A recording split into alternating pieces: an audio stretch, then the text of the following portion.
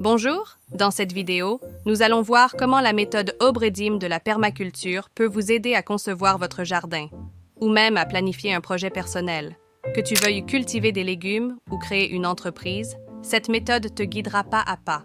Tout d'abord, O comme observation. Regardez bien ce qui vous entoure sans porter de jugement. Dans un jardin, observez l'ensoleillement, le sol et les types de plantes qui s'y trouvent déjà, sans les qualifier de bonnes ou de mauvaises.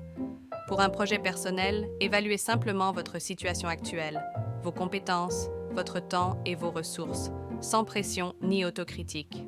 Constatez simplement. Vient ensuite B comme boundary, limite. Comprenez les limites de votre espace ou de votre projet. Dans un jardin, les limites peuvent être la taille de votre parcelle ou la quantité d'eau dont vous disposez. Dans la vie, il peut s'agir de votre temps, de votre budget ou de votre énergie. Certaines limites ne peuvent pas être modifiées, mais d'autres peuvent être déplacées ou élargies, et certaines limites peuvent même être créées par vous-même pour vous aider à guider votre processus. R comme ressources. Que possédez-vous déjà et que vous pouvez utiliser? Pour un jardin, il peut s'agir de graines, d'outils ou d'eau, de votre expérience et de l'aide d'autres personnes. Dans un projet, c'est la même chose. Les compétences que vous possédez ou le réseau de contacts utiles. Comme évaluation, il s'agit maintenant d'évaluer ce que vous avez rassemblé.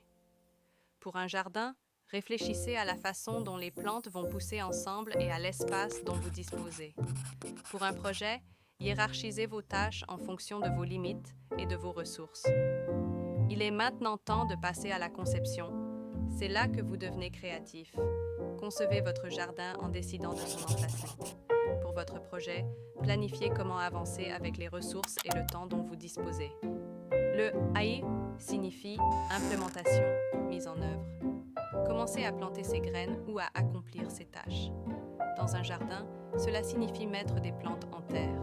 Dans la vie, il s'agit de prendre des mesures concrètes pour atteindre vos objectifs. Enfin, M comme maintenance.